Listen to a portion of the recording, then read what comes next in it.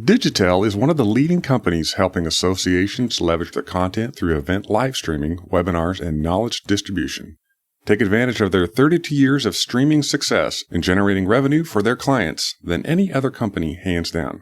For more information on Digitel, go to digitelinc.com. Are you a follower? Okay, so we're gonna be Welcome to GatherGeeks, a podcast by BizBash, the place where people passionate about meetings and events come together. Here are your hosts, BizBash CEO David Adler and Executive Editor Beth Kormanik. Hi, everyone, and welcome to GatherGeeks. Hi, David. Hey, Beth. How are you doing today? Terrific. We are talking today with Wendy Kleinman, who is owner of WK Planning in New York.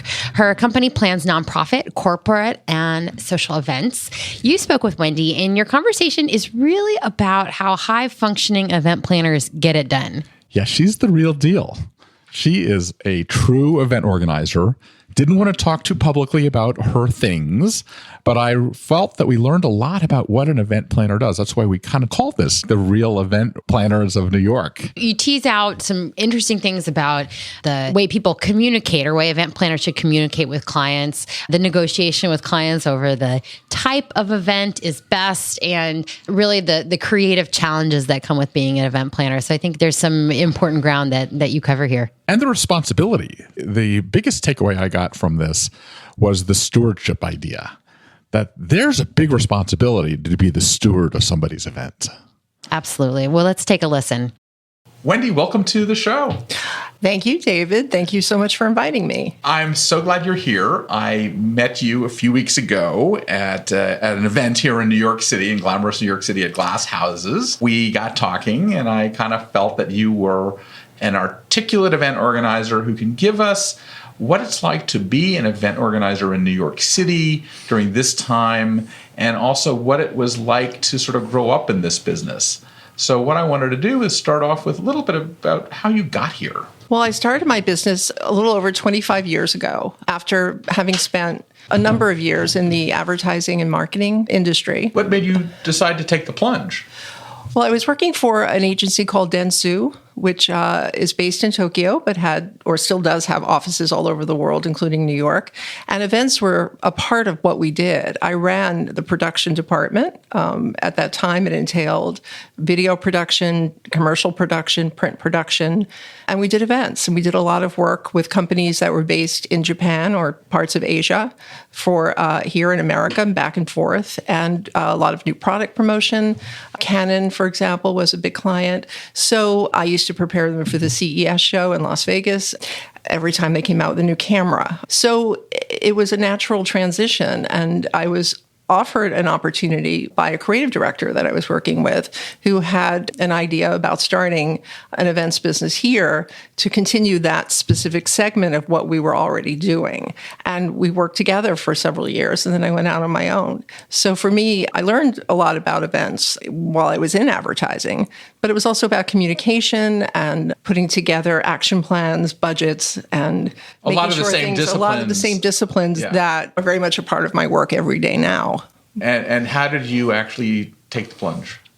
Like, what was that first day like, and why did you decide, I'm going to do this? I'm a woman in New York City. I'm going to start my own business. It was something I always wanted to do. It was something I always imagined doing. I was always the one who took charge, no matter what I did, whether I sat on a jury once and I became the foreman. It just was my natural, I gravitated towards that. I had to be the one in charge, even though I'm very much a team player and I count on my team every day. But it was just something that it was just always meant to be. And it didn't take a lot of thought to just sort of do it. What was the process? Well, business. I mean, I had an opportunity to begin my business with some business. So that gave me a certain comfort level that I, would be able to pay my bills. Can you talk about that business? Sure. It was for a science competition, actually, that Toshiba funded through Dentsu. And I did that for 11 years. And it was throughout North America, and I was responsible for marketing the competition, for managing all aspects of it. And it culminated with a weekend of events in Washington, D.C. every June, where all the winners were invited with their families and their teachers and elected officials from their respective states. So a lot of moving parts, including a press conference. And so while I was doing that, I was able to then build other business around that. But I had something to start off with that gave me a good, strong foundation. And how did you approach the business? Did you approach it the way you would project management and account for an agency, or did you have to recreate the rule books? Well, there were. The attention to detail was key and still is every single day. And I think it's a big part of the events business that's underestimated by people that want to go into this business, is how detail-oriented it is and how organized you have to be and how much information you have to manage every day. And you have to meet those deadlines and you have to come in on budget, especially today. You know, it's a different climate than it was when I first started, where you can have, you know, centerpieces with expensive florals, and now it's, you know, it's quite different, especially for charity events. But yes, the discipline is very much the same. It's getting things done on time. It's being resourceful, and it's being extremely organized. Okay, so Wendy, you do charity events, but you also do corporate. Tell us about some of the things you've done in that world.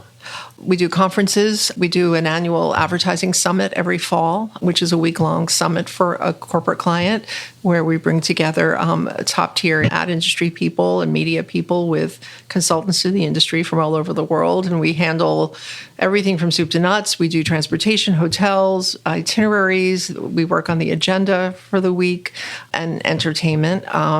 We did a flash mob in New York, which was Tell us about the flash mob.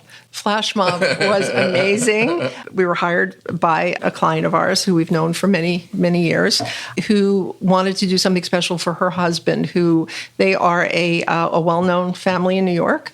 And her husband has always, aside from her, New York is the other part of his heart and his soul. So she wanted to do some sort of tribute to him, and flash mobs were very popular at the time. So she called me and she said, let's just do a flash mob on Fifth Avenue, and we'll follow it with a black tie dinner dance at Doubles. So we closed off Fifth Avenue right in front of the Apple Cube, and we had 70 dancers do this flash mob, and some were dressed as cops and some were dressed as firemen.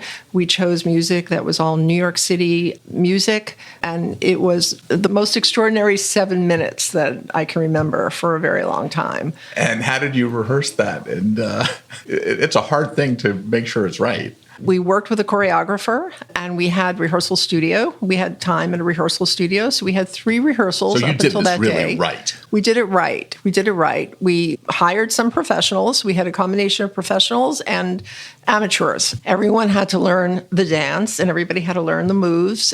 But it was very much like a Broadway musical sort of thing. You know, girl and boy come to New York City, they meet, they fall in love, and happy ending. And we invited the guests, 100 guests that were invited to the black tie dinner dance that followed this. In the invitation, we put a card in that said, please come 15 minutes earlier, look for red umbrellas. And we had all of the guests who arrived earlier were just waiting on the street for this to start. And they didn't really know what they were going to see, but they showed up for it. And it was really very special and very extraordinary. This is a gala, or this is a private event? This was a private event. This was a 20th wedding anniversary, and it was the wife's gift to her husband. And was the husband shocked? Shocked and surprised. Everybody was. Is he still alive from the shock? Yes, and it was, all of the guests were just thrown away by this. It was just, it was really extraordinary. Do you recommend that as the gift for people to give at major milestone events? The gift for someone who has everything. Yeah, you have everything. This is the thing. Because it was. She said, my husband doesn't need another tie, so what can I do? So let's do a flash mob. Call Wendy. Call Wendy. Well, I think back from my days in advertising, I've built a reputation for being the one who can get things done. I'm from New York. I know the city from the ground up. It's definitely more challenging to come up with a new idea now than it was then. How do you make everything fresh? It sometimes feels every day like everything's already been done. So how do you differentiate yourself or this event from every other event that's happened? Is that one of the top challenges that you have today in this field? I think so. On the creative side, about where it is, how the evening unfolds. I mean, we do a lot of nonprofit fundraising events. So when you take into account that you have your honorees, you may have entertainment, you have other people who have to speak, you have to serve dinner. It's how to keep it fresh, how to keep it different. And everybody is looking for that. What is the secret sauce on that? If you can tell us that, we will be able to retire tomorrow. If I would, yes. I said, when I retire, I'm going to write the book on 101 ways to use candles. Is that one of your secret sauces? That's one of my secret sauces. Tell us about that. I don't know. Huh?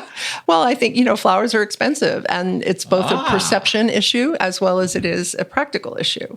So, because even if somebody underwrites them, nobody wants to look or feel that they've spent money on them. So, but candles are okay? But candles are okay.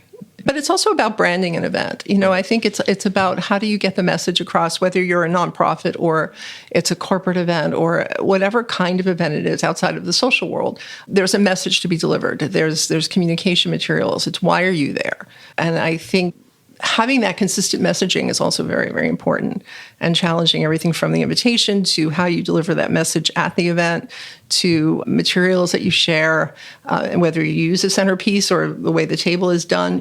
We've custom printed tablecloths at times where we can use words or images or something that conveys the mission of what the organization does. Let's talk a little bit about what you've learned when you're dealing with a client and you're seeing you have long-term clients, and the biggest challenge is to keep refreshing. Yes. How do you push them to refresh? Well, they look for stewardship often. I think in almost all cases, they look to us to help move the process forward and come up with good ideas and not wait to be asked. So you said stewardship. I have not heard that word mentioned in all my years in the event industry, and I think it's a brilliant word. And it is saying be proactive, because that is what they want. And I guess you're not waiting for the client to call you. Just to expand a little bit about stewardship, I think that for a nonprofit organization, their attention and their focus should really be on building their relationships with their donors.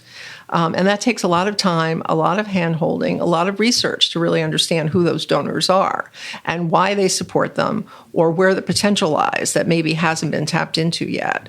And then all the details of an event, the stewardship, the reminders about what they need to do, what we're doing, what the next steps are for our clients. We take that on. We're not waiting for them to say, we want to do this. I mean, it happens that way sometimes, and that's understanding the client. To go back and answer that question before about developing relationships, and the first year can have stumbling blocks. It really depends on if they've done an event before. If they haven't, we've worked with clients that have never done an event before. So that has its own challenges. Putting a list together of people to invite, it doesn't exist. So you have to really create something from scratch. And then oftentimes, even if they've done an event before, the list is in such terrible shape, or it hasn't been updated, or it hasn't been even proofread. So we're very diligent about those details, about making sure there's consistency in the way addresses read. And it's also bridging the new world with the old world. And then there's the younger generation, which everyone wants now. The challenge, I think, for all nonprofits, especially now, is how to engage them. And how do you communication? We can make a lot of money if we know that answer too. That one. What are some of the ways that you've seen that work? Well, sometimes I think you have to, do you use email? Do you make a phone call? It sort of feels sometimes when I pick up the phone and make a phone call, the person on the other end is a little bit unsure what that noise was or why, what was ringing.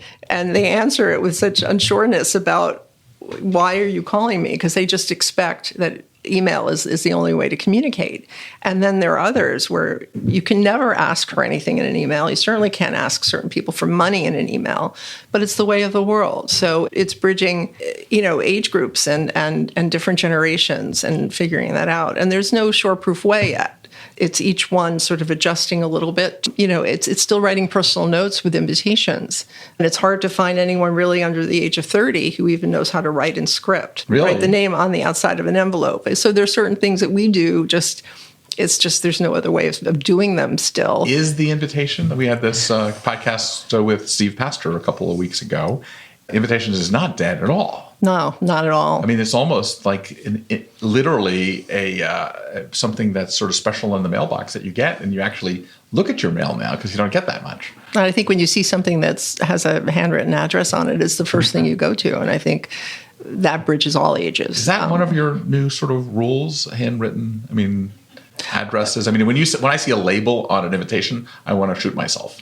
Oh, no labels. That would at be all. like the No. biggest no-no. No. The second no-no is I would say having it typed on the envelope is okay, but calligraphy on it or written on it is still probably the best. I think so. Yeah. I think so. Is that I think a Wendy rule? It's a Wendy rule. It's a Wendy recommendation. Anytime we have control over that, we will never use a label, ever. On anything. Yeah, no, I think that's the ultimate. No. I mean, you'll never give money to someone that sends you a labeled envelope. No. You won't even open it. We wouldn't even open it. No. It looks like, and, there are certain things you do to make that envelope stand out. And, and we're also fussy about what font is used. We believe in using a first-class stamp when that's... Another Wendy rule. Another Wendy rule. What's interesting, though, that when I talk to millennials, they don't even realize that labels are not good. Like, you have to actually tell them that these things are actually not appropriate. Nobody tells them. Yeah, but it's not even just millennials. It's just interesting. It's everybody's focused on what they do, and the benefit of working with an event planning company is to be able to sort of guide the way, and it could be something that is viewed as being relatively minor. If you say to someone, I think we should choose the stamp, or let's choose the font for what, how the addresses are printed on the outer envelope. And sometimes they look at you and why is that important? Right. But it is important, and we just have to explain it. And that's the benefit that, whereas they understand their mission and their cause, and they understand the programs that they service and the communities they service.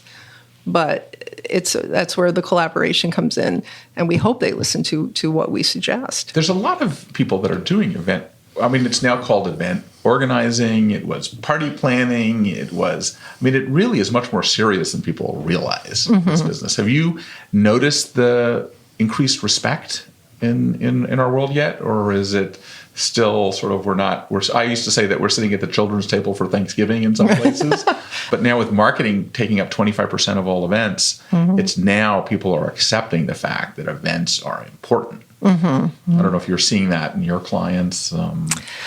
I do have a number of conversations with clients who do try to imagine how they can raise the same amount of money without doing an event, because events take up a lot of time. Yeah. And they consume a lot of energy, a lot of thought, on everyone's part. We can't do it without our clients. They can't do it without us, or we don't think they can. And what do they want to do? What are the things, the harebrained schemes they want to do to say, we don't need an event, let's just do X? What have you heard? Well, I've heard a cocktail party, a race. That comes up a lot. Right. Can we do a race instead of having a dinner? And what's the reason that those don't work? Is it you don't get as much money? You can't raise as much money. No. I do think that people still like to be in the room with colleagues, with their social peers. There's still a need for that. And I think there's still no better way. If you can bring, 100 people, 1,000 people into a room and get your message across about what you do, and make it an entertaining evening also. I think that everyone's inundated with invitations. There's so many events now. Right. So it's a little bit contrary to think that there are also that many conversations about how money can be raised without an event, because the calendar, as you know, it's crazy. Yeah. It's crazy. It's crazy. And everyone's vying for the same dates, and it's a lot of stepping on toes. And last year, more than ever before, we had inquiries for the same dates.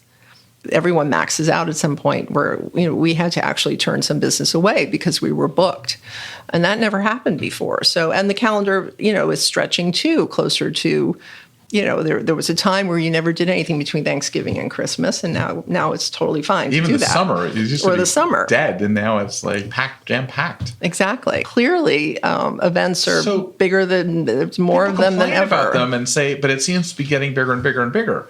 Yeah. Is there enough out there in terms of on the fundraising side? Are we going through different pools of people now? Is it not just the usual suspects anymore, or is it changed in terms of honorees or leadership and donors and things donors? like that? I think that's a very big challenge now, is to identify leadership, because it all really does come down to that in terms of raising money. And an honoree, if you the honoree strategy is still. I mean, when I was at a company called Prime Media, and when we honored. When you honor the right vendor, the right company, and all their vendors kick in, you know that it's going to be a success. But if you don't have a honoree with the right juice, it's hard. I assume that strategy is still the problem. I think that the same criteria applies, but it's the same pool of people who get asked all the time. So I think that's the challenge, is to find a new source. And it sounds like the one thing that I'm taking away from this is that word stewardship, that elevates what you do from other people, I think. And that's the word that's going to resonate with me. That stewardship is something that you feel like it's permanent, in a sense, that you really feel like you're taking care of that group. And so that's really a good way to end. But let me ask you, how would people get in touch with you if they wanted to use you for event organizing? Is that by okay? Email? Let's give your email. All right, W. Kleinman, WKLEINMAN at WKplanning.com. And you're located in New York City? Yes, we're on Lexington and 32nd. Fantastic. So thank you, Wendy. This has been very eye-opening, and appreciate your comments. Thank you very much. Thanks, David, for sharing that conversation with Wendy. Yeah, it was like really talking to a real person. I love the idea that she had such practical solutions to things.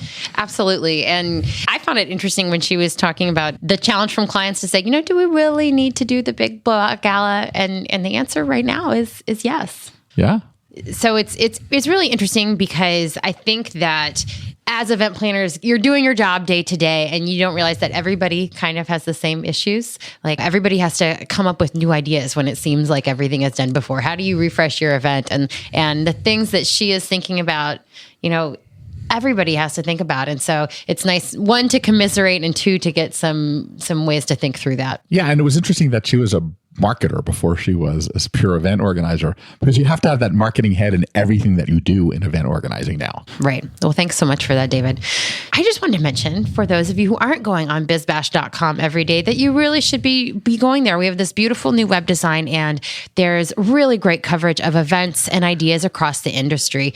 Recently, we're covering big events like the Met Gala in New York, the Austin Food and Wine Festival in Texas, and a simple but effective Budweiser activation at a Stanley Cup playoff game in Washington. So we're all over the country covering great events and ideas, and hopefully providing you inspiration for your own events. And the morphing together of this industry, that all aspects of the industry really are morphing now.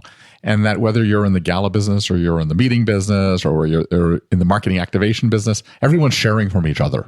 That's right. That's our hope. And so find it all at bizbash.com. And until next time, that's it. Fantastic. Thanks for listening to today's episode. If you like what you're hearing, be sure to subscribe to the podcast on iTunes or your favorite podcast app. We can be found on iTunes, Stitcher, SoundCloud, Player FM, Google Play, and Pocket Cast. Be sure to leave us a rating and review. It helps others discover the GatherGeeks podcast. We'd also love to hear from you. You can leave feedback on Twitter at GatherGeeks, or leave us an email, gathergeeks@bizbash.com. We hope you'll join us again for the next episode of GatherGeeks. Until then, gather on. If you are looking for a state-of-the-art learning management system, take a look at Digitel's newest platform, OpusDX. OpusDX offers the robust platform for event organizers and associations to manage content. To learn more and schedule a demo, email them at contactus@digitelinc.com. That's contact us at digitellinc.com.